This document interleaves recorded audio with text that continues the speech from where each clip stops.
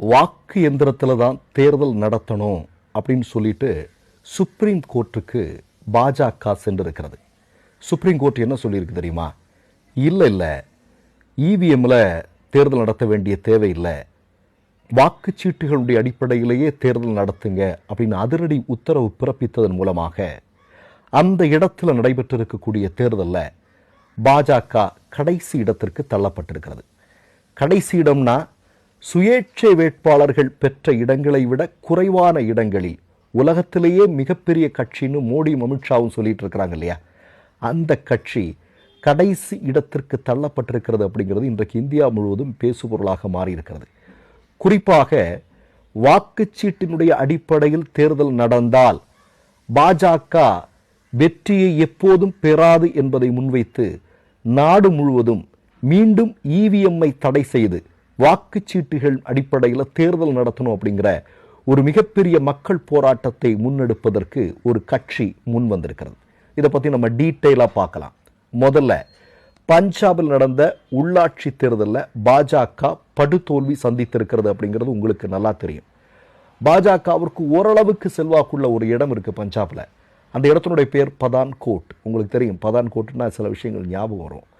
அந்த இடத்திலேயே பாஜக படுதோல்வியை சந்தித்திருக்கிறது. அதாவது மொத்தமாக இருக்கக்கூடிய 1977 இடங்களில் 172 இடங்களில் தான் அமித்ஷாவினுடைய பாஜக வெற்றி பெற்றிருக்கிறது.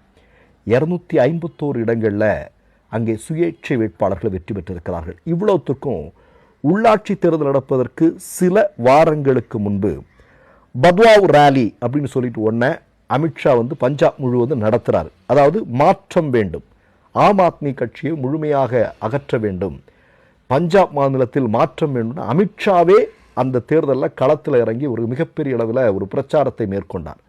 முடிவு என்ன வந்திருக்கிறது? முடிவு கடைசி இடத்திற்கு பாஜக தள்ளப்பட்டிருக்கிறது. என்ன காரணம்? அங்கே வாக்குச்சீட்டினுடைய அடிப்படையில் தேர்தல் நடந்திருக்கிறது என்பதுதான் உண்மை. இப்போ ஆம் ஆத்மி கட்சியினுடைய அரவிந்த் கெஜ்ரிவால் மோடி அமித்ஷாவை அப்படி நோண்டி நொங்கு எடுத்துட்டு இருக்கிறார். என்ன அப்படின்னா, அவர் சொல்றாரு பிஜேபி அப்படிங்கிறது இடி பார்ட்டி என்று சொல்கிறார்.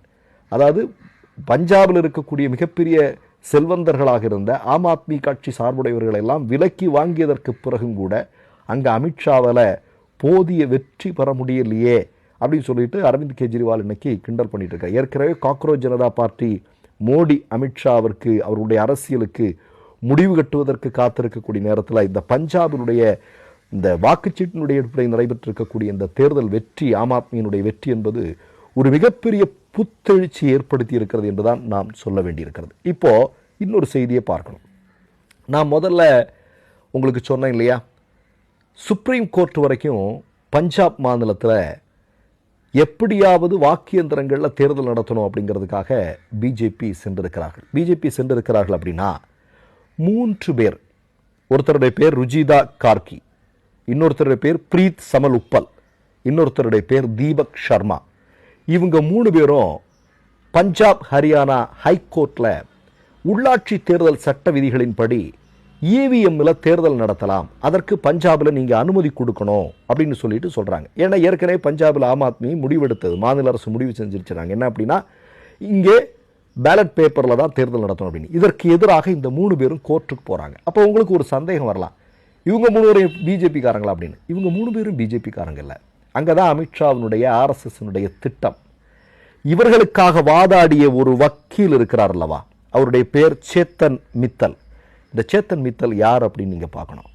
இந்த சேத்தன் மித்தல் என்று சொல்லக்கூடிய நபர் 2014 மோடி அவர்கள் இந்தியாவினுடைய ஆட்சி பொறுப்பிற்கு வந்த உடனேயே நீதித்துறை வட்டாரங்களில் ஒரு மிக முக்கியமான அதிகார மாற்றத்திற்கு உள்ளாக்கப்பட்டது.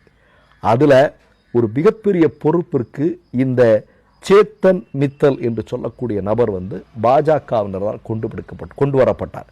பாஜகவினுடைய மிக முக்கியமான தலைவர்களுடைய வழக்குகள் எல்லாம் ஆஜராகக்கூடியவர் இந்த சேத்தன் மித்தல் என்று சொல்லக்கூடிய நபர். இந்த சேத்தன் மித்தல் தான் இந்த 3 பேருக்கு ஆதரவாக கோர்ட்டில் வாதாடுறார். இப்போ பஞ்சாப் கோர்ட்டில் இந்த வழக்கு வருது. பஞ்சாப் கோர்ட் அதிரடியாக இதை தள்ளுபடி செய்யுது. அதெல்லாம் முடியாது, ஒரு மாநில அரசு உள்ளாட்சி தேர்தல்களை எதனுடைய அடிப்படையில் நடத்தணும் அப்படிங்கிறது முடிவு செய்ய வேண்டிய அதிகாரம் அவங்க கையில் இருக்குது, நீ என்ன பேசுறதுக்கு இருக்கு அப்படின்னு விரட்டி விட்டுட்டாங்க. கையில் தான் பணம் இருக்கு இல்லையா, நிறைய பணம் வச்சுருக்கிறாங்க இல்லையா மோடியும் அமித்ஷாவும். எவ்வளோ கொடுத்து வேணாலும் எப்படியாவது இவிஎம்மை பஞ்சாபில் இவிஎம் மூலமாகத்தான் உள்ளாட்சி தேர்தல் நடத்தணும் அப்படிங்கிறது சுப்ரீம் கோர்ட் அப்படின்னு ஆயிடுச்சு. இப்போ சுப்ரீம் கோர்ட்டுக்கு போகிறாங்க. சுப்ரீம் கோர்ட்டுக்கு போனால் என்ன நடந்தது? சுப்ரீம் கோர்ட்டும் அந்த வழக்கை தள்ளுபடி செய்தது. இப்போ பஞ்சாப் மாநிலத்தில் வாக்குச்சீட்டினுடைய அடிப்படையில் தேர்தல் நடக்குது. தேர்தல் முடிந்ததற்கு பிறகு ரிசல்ட் என்ன வந்திருக்கு? ரிசல்ட் வந்திருக்கு பாஜக கடைசி இடம்.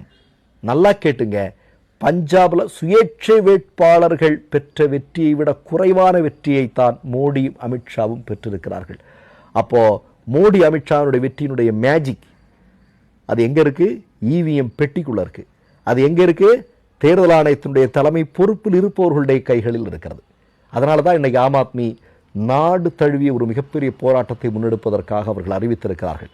உங்களுக்கு ஏற்கனவே தெரியும், ஆம் ஆத்மி என்று சொல்லக்கூடிய கட்சி இந்தியாவில் இருக்கக்கூடிய கட்சிகளிலேயே மிகப்பெரிய அளவில் இவிஎம்முக்கு எதிராக களத்தில் நின்று போராடி கொண்டிருக்கக்கூடிய கட்சி அப்படிங்கிறது ஆம் ஆத்மி தான்.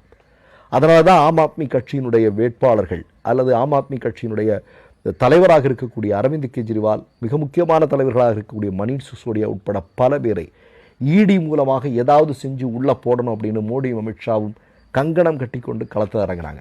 ஆனால் அவை எல்லாமே மோடி அமித்ஷாவால் திட்டமிட்டு உருவாக்கப்பட்டவை அப்படிங்கிறத கோர்ட்டை அம்பலப்படுத்திடுச்சு. அப்போ இவிஎம்ஐ பற்றி தொடர்ந்து பேசுபவர்கள், தேர்தல் ஆணையம் பாஜக கூட்டை பற்றி தொடர்ந்து அம்பலப்படுத்துபவர்கள் எல்லாமே மோடி அமித்ஷாவால் இங்கே பழிவாங்கப்பட்டு கொண்டிருக்கிறார்கள் அப்படிங்கிறது இன்னும் அது தெளிவாக வெளியே தெரிஞ்சிட்டு இருக்கு. இன்னொரு செய்தி என்ன அப்படின்னா, ஆம் ஆத்மி என்று சொல்லக்கூடிய கட்சி பஞ்சாபில் ஒரு மிகப்பெரிய வெற்றியை பெற்றிருப்பதன் மூலமாக டெல்லியில் பாஜக இவிஎம் மூலமாக பெற்றிருக்கக்கூடிய வெற்றி என்பது சந்தேகத்திற்குரியதாக இன்றைக்கு மக்கள் பேசிக்கொள்கிறார்கள். ஏற்கனவே காக்ரோச் ஜனதா பார்ட்டி தெளிவாக தங்களுடைய செய்தியை சொல்கிறாங்க. எங்களுடைய இந்தியாவினுடைய முதல் எதிரி அப்படிங்கிறது பாஜக தான். பாஜகவை அகற்றுவது தான் எங்களுடைய முதல் வேலை. அதுக்கப்புறம் ரெண்டாவது மிக முக்கியமான விஷயம் என்ன சொல்கிறாங்க? தேர்தல் ஆணையத்தை அவர்கள் குறிவைக்கிறார்கள். தேர்தல் ஆணையத்தினுடைய செயல்பாடு அப்படிங்கிறது மிகுந்த சந்தேகத்திற்குரியதாக இருக்கிறது.